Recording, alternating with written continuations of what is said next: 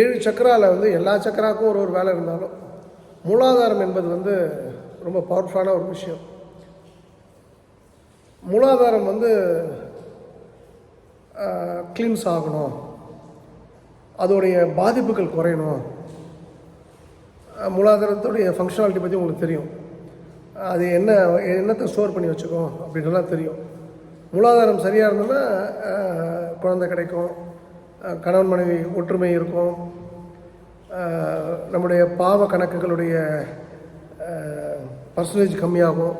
அப்படின்னு சொன்னால் அதுக்கு வந்து ஒரு சிவன் கோயில் வந்து திருப்பந்துருத்தி தான்.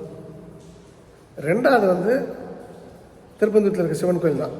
ரெண்டாவது இதை வந்து நேர்கோட்டில் கொண்டு வரக்கூடிய ஒரு வல்லமை ஐயப்பனுக்கு உண்டு. அதாவது நேர்கோட்டில்னா அந்த இதை மூலாதாரத்தை சரி பண்ணக்கூடிய வல்லமை. நம்ம நினைக்கலாம், மக்கள் நான் முட்டாள் மாதிரி வந்து லட்சக்கணக்கான பேர் செத்துருவானுங்க போல் இருக்க, இவங்க போய் அங்கே நின்றுட்டுருக்காங்களான்னு நினைக்கலாம். அது ஒரு சாதாரண விஷயம் அல்ல. அது அந்த சாமிக்கு ஒரு ஈர்க்கக்கூடிய சக்தி இருந்தால்தான் அது முடியும். ஏன் ஐயப்பனுக்கு அப்படின்போது இங்கே போகிறவங்க எல்லாருமே நீங்கள் பார்த்தீங்கன்னா டெக்னிக்கலாக மூலாதாரம் சம்மந்தப்பட்ட ஆட்கள், மூலாதார இஷ்யூ சம்மந்தப்பட்ட ஆட்கள், அது எதோட கனெக்ட் ஆகுதோ அதோட சம்மந்தப்பட்ட ஆட்கள்ன்றதை நீங்கள் புரிஞ்சுங்க.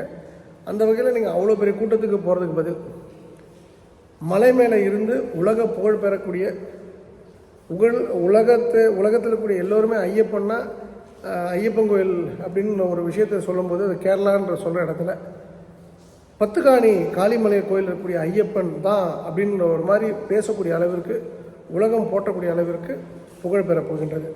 ஸோ அந்த ஐயப்பனையும் கணக்கில் வச்சுங்க. இந்த பக்கம் திருப்பந்துருத்தி, நம்முடைய தஞ்சாவூர் பக்கத்தில், அப்படியே நீங்கள் மதுரைக்கு கீழே வந்துட்டீங்க அப்படின்னு சொன்னால் அதுக்கு ஒரு கோவில் வந்து த அல்டிமேட் டெம்பிள் வந்து பத்துக்காணி காளிமலை கோயில் இருக்கக்கூடிய ஐயப்பன் தான். எனக்கு தெரிஞ்ச வரைக்கும் இவங்க பிரசன்னம் மறுபடியும் பார்ப்பாங்க. பார்த்து அந்த ஐயப்பனோட விக்கிரகமும் மாற்றப்படும். நெய் அபிஷேக பிரியனே தான், அனாதை ரட்சகனே, ஆபத் பாந்தவனே, வில்லாளி வீரனே, வீர மணிகண்டனே அப்படின்னு அந்த ஐயப்பனை பற்றி நம்ம துதி பாடுறோம்.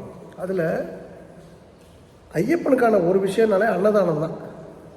அந்த அன்னதானம் வந்து யாருக்கும் பொருந்தாது, ஐயப்பனுக்கு மட்டும்தான் அந்த அன்னதானம் பொருந்தும்.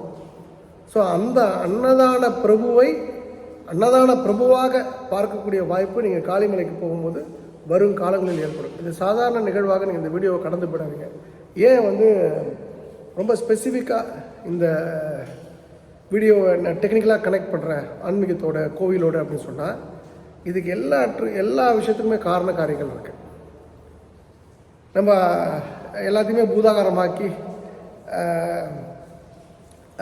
எதை நம்ம எடுத்துக்கணுமோ அதை கோட்டை விட்டுட்டு அது பர்பஸ் டிஃபீட் பண்ணணும்.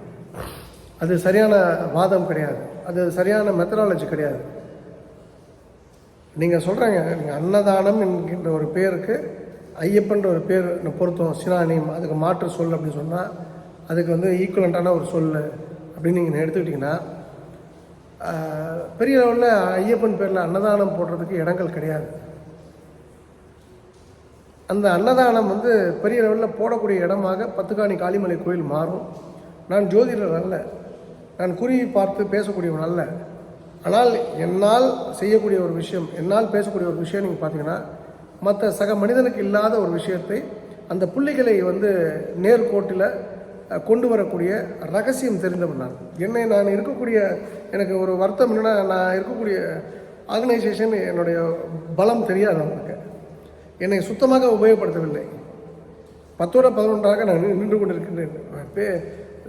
பேர் பெத்த பேர் தாகத்துக்கு நீர் இல்லைன்னு சொல்லுவாங்க தெலுங்குல. பெரிய பேர், குடிக்க கூட தண்ணி இல்லை அப்படின்னு சொல்லிட்டு. அதுபோல் நான் பெரிய பொறுப்பில் இருக்கேன். எனக்கு ரொம்ப பெரிய உரிய பயங்கர மரியாதை கொடுத்து எல்லாருமே ரெஸ்பெக்ட்ஃபுல்லாக நடத்துவாங்க, அதெல்லாம் டவுட்டே கிடையாது. ஆனால் எனக்கு என்னவோ அதை அவங்க இது வரைக்கும் யூஸ் பண்ணல. நான் சொல்கிறேன், என்னுடைய பலம் வந்து கனெக்டிங் த டாட்ஸ், புள்ளிகளை இணைப்பது. யாருக்கு என்ன கோயில்ன்றதில் நான் ஸ்பெஷலைஸ் பண்ணியிருக்கேன். நான் சொல்கிறது, நான் ஒரு பெரிய ஸ்பெஷலிஸ்ட் அந்த விஷயத்தில். அந்த விதத்தில் ஒரு கோயிலுக்கு பண்ணால் கூட அந்த கோயிலை வந்து கோவிலுக்கான விஷயத்தை என்னால் கனெக்ட் பண்ண முடியும். நான் சொல்கிறேன், சாமானியனுக்கு தெரியாத ஒரு விஷயம் மேபி 50 பேர் 100 பேர் 500 பேர் 1000 பேர் தெரிஞ்சிருக்கலாம். யாரெல்லாம் வந்து இப்போ நான் முதல் முறையாக சொல்கிறேன், இப்போ நீங்கள் பழனி மலைக்கு போகிறீங்கன்னு வச்சுங்களேன், அந்த கோயிலுக்கு போனீங்கன்னா பழனி மலையில் இருக்கக்கூடிய மூலவர் விக்கிரகம் எங்கே இருக்கும், இந்த அதோடைய 4 கார்னரில் ஒரு கார்னரில் பள்ளம் உண்டு. 4 கார்னரில் ஒரு கார்னரில் பள்ளம் உண்டு. அந்த பள்ளம் என்பது ஏதோ வந்து ஒரு அடிக்கு ஒரு அடி பள்ளம் இல்லை. அந்த பள்ளம் வழியாக போனால் அது ஒரு டனல், அது ஒரு குகைக்கு போகக்கூடிய ஒரு விஷயமாக இருக்கும். இது எத்தனை பேருக்கு தெரியும்? இப்போ இது போன யாரோ பார்த்து என்ன சொல்லியிருக்கணும்ல, இது பல வருட ரகசியம். இந்த ரகசியம் இது எதாவது சொல்லிட்டேன்னு வச்சுங்களேன், உடனே நம்ம ஆட்கள் வீடியோ போட்டுருவாங்க. அந்த திருட்டு ஜோதிடர்கள் இன்னும் அவன் போய் பார்த்த மாதிரி. எனக்கு அது வருத்தம். எனக்கு உடனே அதுக்கு அந்த பள்ளத்துக்கு ஒரு ராகு கேது ஏதாவது ஒரு விஷயத்தை கனெக்ட் பண்ணி அப்படின்னு போட்டு ஒரு கில்லியை போட்டு ஒரு கோல் அடிச்சு போயிடுவாங்க, அவ்வளோதான். அது மாதிரி அது வீணாக போயிடக்கூடாது, அந்த சப்ஜெக்ட் போயிடக்கூடாது அப்படின்றனால தான் நான் நிறைய விஷயங்கள் பேசுறதில்லை. நான் ஏன் வந்து பழனியை வந்து எனக்கு ரொம்ப பிடிச்ச விஷயம்னு சொல்கிறேன்னா, நான் ஒரு கணத்தில் வந்து நிறைய ரிசர்ச்சாக நான் போகும்போது அந்த கோயிலில் ஒரு பிராமணர் இருந்தார். இப்போ அந்த கோயில் இல்லை. அந்த கோயிலே மிக மிக அதிக அறிவு படைத்தவர் அந்த கோயிலை பற்றி. அவர் இப்போ கென்னாலியோ எங்கேயோ இருக்கார். அவருக்கு உண்டான நாலேஜ் அந்த கோயிலில் வேறு யாருக்கும் இருக்குமானா தெரியாது. அவர் கூட பேசும்போது இந்த விஷயத்தை என்கிட்ட சொல்லியிருக்காரு. அது ஒரு ஒரு சாதாரண எப்படி பிலாகாசம் சொல்லிட்டு நம்ம காமாட்சி அம்மன் கோயிலில் ஒரு பெரிய சப்ஜெக்ட் பேசுகிறோமோ, அதே போல் அதுக்கு ஒத்த அதை விட சிறப்பு வாய்ந்த ஒரு விஷயத்தை உள்ளடக்கியது தான் முருகன் இருக்கக்கூடிய அந்த மூலவர் இருக்கக்கூடிய கருவறை. அது ஒரு சாதாரண விஷயமாக நீங்கள் கடந்து போட முடியாது. அது வெறும் பள்ளம்லாம் நீங்கள் எடுத்துகிட்டு போக முடியாது. அது என்ன இம்பேக்டை கொடுக்கும், அது கும்பிடுறவங்களுக்கு, வரவங்களுக்கு, போகிறவங்களுக்குன்ட்டு. நீங்கள் கேரளாவை சேர்ந்தவங்களுக்கு அள்ளி கொடுக்கக்கூடிய சாமி முருகர் அப்படின்னு சொன்னால் அங்கே இங்கேருந்து போன தமிழனுக்கும் அது பொருந்தும். கேரளா நாட்டுக்கே அந்த மக்களுக்கே அது பொருந்தும். அவன் கிறிஸ்துவனாக இருக்கலாம், முஸ்லீமாக இருக்கலாம், இந்துவாக இருக்கலாம், எவனா வேணா இருக்கலாம். அந்த மண்ணை மிதித்து அந்த மேலே போயிட்டு அந்த முருகனை பார்த்தாலே அவனுக்கு பெரிய மாற்றம். அந்த மக்கள் நிறைய பேர் வெளிநாட்டில் இருப்பதுக்கும் அந்த முருகனுக்கும் ஒரு பெரிய சம்பந்தம் உண்டு. அப்போ அதே போல் அதுக்கு ஒத்த நிறைய ரகசியங்களை நான் வந்து அது வெளியில் சொல்ல முடியாது. அது தலை வெடிக்கக்கூடிய ஒரு விஷயமாக கூட இருக்கலாம். எனக்கு போகும்போது சில கனெக்டிவிட்டி, சில புள்ளிகளை நான் வந்து இணைத்து பார்த்துருக்கின்றேன். அந்த புள்ளிகளை இணைத்து பார்க்கும்போது நான் முதல் முறை போனபோதும் இந்த கோயிலில் அந்த ஐயப்பன் பயங்கரமாக இருக்கார். அந்த சிலை ஒரு பெரிய சிலையாக நான் எடுத்துக்க மாட்டேன். அது ஒரு ஆள் பண்ணது. ஆனால் இந்த கோயிலுக்கு இந்த இடத்துக்குன்னு ஒரு ஐயப்பன் வருவார். அவரை பார்க்கலாம் கண்ணு கூசும். அது ஒரு கண்ணு பத்தாது. அதெல்லாம் சந்தனம் போட்டு மூடியிருந்தால் தான் அதை நம்ம பார்க்க முடியும். எப்படி வந்து சிம்மாச்சலத்தில் நரசிம்மர் மூடப்பட்டிருப்பாரோ அது போல் இந்த வரக்கூடிய ஐயப்பனுக்கு அது போல் சம்பவங்கள்லாம் நடக்கும். அது போலலாம் விஷயங்கள் வரும். இதை நான் உணர்ந்தேன். இதை நான் யார்கிட்டையும் சொல்ல முடியாது. இது யார்கிட்டையும் நான் பேசாலும் யாருக்கும் புரியாது. ஏன்னா நான் வந்து ஒரு 100 கோடி பணத்தை வச்சுட்டு, இல்லை ஒரு 1000 கோடி பணத்தை வச்சுட்டு நான் ஒரு ரோல்ஸ் ராய்ஸ் காரில் போய் இறங்கிட்டு நான் இந்த விஷயத்தை பேசினேன். ஒரு 10 ப்ரெஸ்ஸுக்கு வந்து எல்லாத்துக்கும் ஆளுங்க 5000 10,000 கொடுத்து பேசினா தூக்கி பேசுவாங்க. நான் ஒரு ஆர்கனைசேஷனில் உள்ளே இருந்துக்கிட்டு நான் அதை பேசுகிறேன் அப்படின்னு சொன்னால் இவன் ஏதோ அந்த ஆர்கனைசேஷனுக்காக ஏதோ கதை சொல்கிறான்னு நினச்சிப்பாங்க. இப்போ நான் உங்களுக்கு சொல்கிறது, நீங்கள் பத்துக்காணி காளிமலையை மட்டும் நீங்கள் மிஸ் பண்ணாதீங்க. அது வந்து எனக்கு தெரிஞ்சு அது வந்து ஏற்கனவே சொல்லுவோம், ஆயுத நட்சத்திரம், அது திருவாதிரையும் சூட்டாகும் அந்த கோயிலுக்கு. சனி ஞாயிறு ரொம்ப விசேஷம். அது இன்ஃபேக்ட் வந்து நான் புதுக்கோட்டை ஸ்ரீராமனாவிட்டே நான் சொல்லியிருக்கேன், நீ சனி ஞாயிறு கூப்பிட்டு போப்பேன் எல்லாரையும் ட்ரெயினுக்கு, எல்லா ஊர்லேயும் ட்ரெயின் இருக்கு, வர வச்சுரு. அந்த பொதுவாக ஞாயிற்றுக்கிழமை அந்த கோயிலுக்கு போகிறது வந்து விசேஷமான பலனை கொடுக்கும். நீ முதல் நாள் வந்து அந்த மற்ற குகை கோயிலெலாம் போயிட்டு ஞாயிற்றுக்கிழமை எப்படியாவது பத்துக்காணி கோயிலுக்கு போயிடுப்பா. ஒரு ஜீப், ஏன்னா ஒரு 3 கோயிலுக்கு ஜீப்பில் தான் போக முடியும், நான் சொல்லியிருக்கேன் நான். ஸோ நீங்களும் உங்களுடைய ட்ராவலில் சில கோயில்கள் நான் சூஸ் பண்ணி இப்போ நான் வந்து பேசக்கூடிய கோயில்கள்லாம் உங்கள் வாழ்க்கையில் மிகப்பெரிய அதிர்வை, நல்ல அதிர்வை ஏற்படுத்தக்கூடிய கோயிலெலாம் இருக்கும். ஸோ அந்த வகையில் அந்த கோயிலுக்கு போகிறத வழக்கமாக வச்சுங்க. அந்த கோயிலுக்கு போகும்போது நான் ரொம்பலாம் சொல்லலை, ஒரு 100 ரூபாய் 200 ரூபா அங்கே இருக்கக்கூடிய அந்த ட்ரஸ்ட்டு அக்கௌண்டன்ட் இருப்பார், கொடுத்து எங்கள் ஃபேமிலிக்கு ஒரு அர்ச்சனை பண்ணுங்கன்னு கொடுத்துருவாங்க. அந்த 100 ரூபா வச்சு யாரும் வந்து ஏரோப்ளேன் வாங்க போகிறதில்ல. அந்த கோவில் நீங்கள் கொடுக்கக்கூடிய 100 ரூபாவில் ஐயப்பன் பெரிய ஐயப்பனாக மாறப்போகின்றார். ஒரு விசேஷமான சக்தி கொண்ட ஐயப்பனாக வரப்போகின்றார். இதெல்லாம் நடக்கும். அதுக்கு நீங்களும் நானும் பிள்ளையார் சொல்லி போடணும். நான் போய் இப்போ எனக்கு இருக்க 10 பணக்கார ஃப்ரெண்ட்ஸை கேட்டேன்னா ஈஸியாக 1 கோடி 2 கோடிக்கு நான் பண்ணிட்டு போயிடலாம்.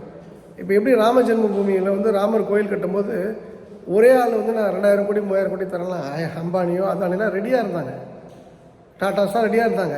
பட் அவங்க அதை ப்ரிஃபர் பண்ணல. 10 ரூபா 20 ரூபா 100 ரூபா 50 ரூபா 5 ரூபா யாரால் என்ன முடியுதோ அதை போட்டுரும். அப்படி தான் அது வரணும். இது வந்து நீங்கள் ஹைதராபாத் பார்த்தீங்கன்னா பிர்லா மந்திர்னு சொல்லுவாங்க. பிர்லா மந்திரா?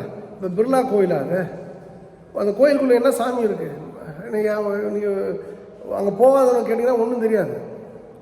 அப்போ நாளைக்கும் இது போல் பணக்காரனை வச்சு நம்ம கட்டினா சொக்கு மந்திர்னு சொக்கலிங்கம் கட்டினார், அது பிரோஜனம் கிடையாது. அப்போ அந்த கோயிலுக்கு வந்து சாமானியர்கள், நான் நேற்றே சொல்கிறேன், மாசஸ் கூட்டம், பெருங்கூட்டம், மிகப்பெரிய கூட்டம் அப்படின்னாலே சனி. அந்த பெருங்கூட்டத்தை வந்து கொண்டு வர கோயில் வந்து அந்த பத்துகாணி ஐயப்பன் கோயில், காளிமலை கோயில். அதில் ரொம்ப முக்கியமான ஒரு விஷயம் என்னென்னா, ரொம்ப பெரிய பிரம்மாண்டமான பேருண்மை என்னென்னா, அந்த ஐயப்பன் தனக்கான பணத்தை, தனக்கான வளர்ச்சிக்கான அந்த இடத்துக்கான வளர்ச்சிக்கான பணத்தை சாமானியர்களிடம் தான் விரும்புகிறார். ஒரே ஆள்கிட்ட 1 கோடி 2 கோடிலாம் விரும்பல. கொடுக்குறவங்க கொடுக்கலாம், ஆனால் அதோடைய அந்த எக்ஸ்பேன்ஷன் ப்ராஜெக்ட்லாம் ரொம்ப பெரிய லெவலில் இருக்கும். ஸோ உங்களுடைய ஆன்மீக பயணத்தில் இந்த விஷயத்தை திருப்பந்துருத்தியும் பத்துகாணி காளிமலை கோவிலில் இருக்கக்கூடிய ஐயப்பனையும் நீங்கள் மிஸ் பண்ணாதீங்க. இது முதல் விஷயம். இன்ஃபேக்ட் நான் கூட இந்த ஐயப்பன் கோயிலுக்கு அன்னதானத்துக்குன்னு சொல்லும்போது நான் நிறைய பேர்கிட்ட சொல்கிறேன். சொன்னால் உடனே 10,000 ரூபா அனுப்புகிறாங்க, 5,000 ரூபா அனுப்புகிறாங்க, 20,000 ரூபா அனுப்புகிறாங்க. நான் 10 லட்ச ரூபா கொடுக்குறேன், 20 லட்ச ரூபா கொடுக்குறேன்ற ஆட்கள் வசதி உள்ளவங்களாம் இருக்காங்க. ஆனால் அந்த ஸ்டாண்ட் அவங்க எடுக்கலை. அவங்களுக்கு என்ன தெரியாதுன்னா, நீங்கள் ஐயப்பனுக்காக, அந்த அநாத ரட்சகனுக்காக, ஆபத்து பாந்தவனுக்காக, வில்லாளி வீரனுக்காக, வீர மணிகண்டனுக்காக, அன்னதான பிரபுவுக்காக நீங்கள் சாப்பாடுக்கு நீங்கள் பணம் கொடுக்கும்போது உங்கள் வாழ்க்கையில் செல்வ செழிப்பை தவிர எதுவுமே நீங்கள் பார்க்க முடியாது. இன்றைக்கும் வந்து எம்ஏஎம் ராமசாமி வந்து தவறான தொழில், அந்த குதிரை பந்தயெல்லாம் வச்சுருந்தார், நான் மறுக்கலை. அவரை மாதிரி ஒரு சோல் நீங்கள் பார்க்க முடியாது. அவன் கூட இருந்தவங்களாம் இப்போ இன்ஜினியரிங் காலேஜ் வச்சுருக்காங்க, கூட இருந்தவங்களாம் பெரும் பணக்காரர்கள்.